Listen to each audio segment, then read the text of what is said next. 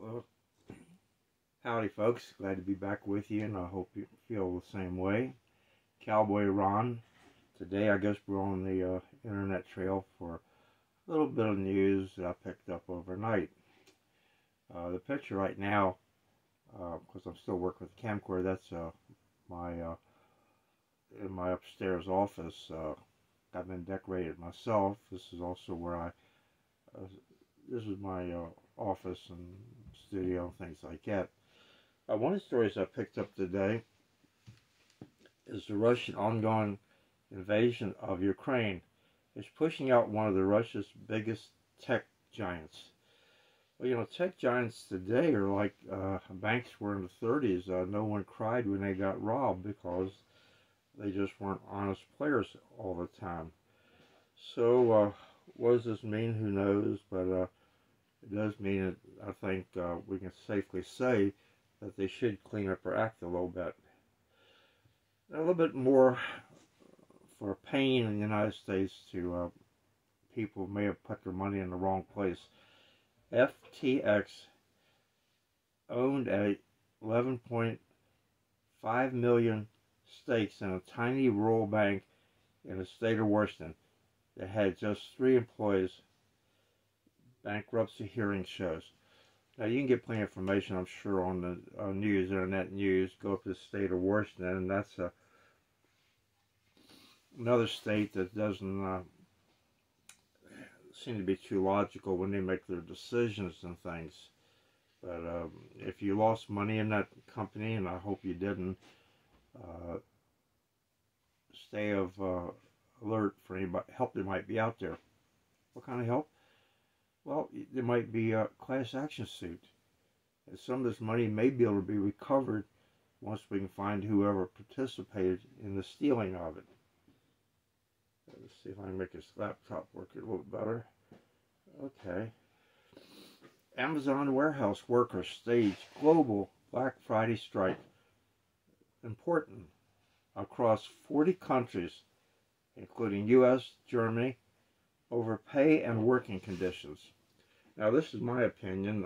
Next on down, on my previous job, I had occasions to go in some of the Amazon warehouses in the United States, and it was not happy in there.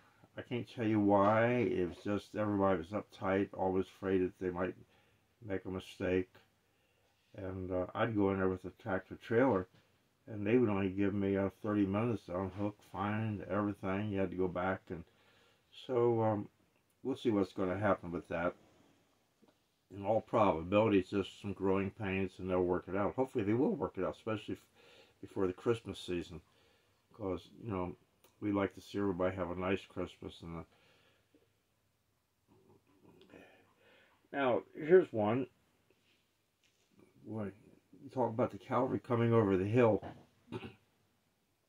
Vice President Harris visits to signal China U.S. support for South China Sea. Well, this is my opinion.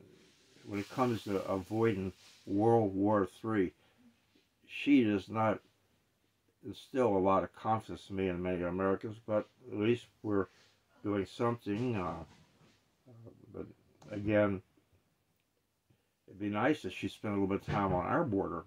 You know, what's an invasion? I mean, you send 5,000 troops across the border, you shoot at them, or you send 5,000 unwelcome civilians across the border. They're not undocumented immigrants. They're lawbreakers. It's not perhaps not a serious law, but how can you want to be part of the United States and on day one you start out by breaking our laws? Nope. They need to go out and come back in the front door.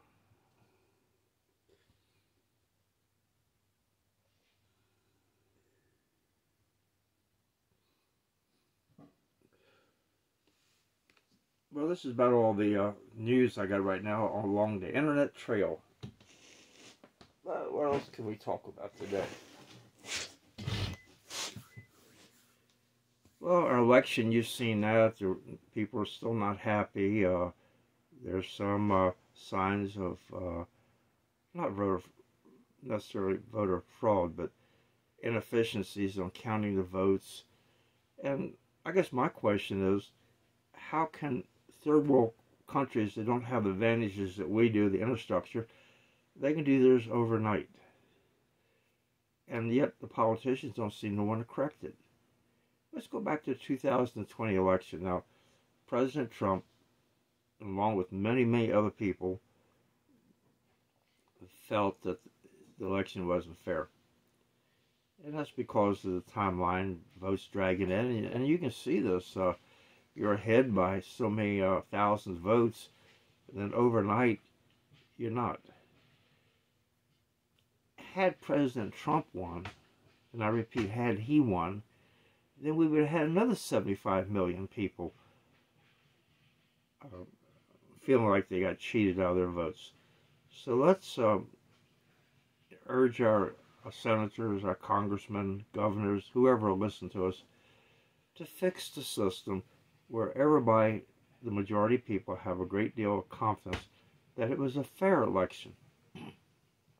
You know, over 1 million boys and girls since the American Revolution has died to give us a free country, free elections, free speech, right to assemble. But yet politicians nowadays, they put more emphasis on political correctness, woke theories, and other offbeat opinions. Well, I had a chance to sound out this morning. I'm going to keep working on this YouTube. It's not very good right now, I know that. But I'm having fun, and I appreciate you sharing your valuable time with me. So next time, Cowboy Ron, hoping you live as long as you want and never want as long as you live.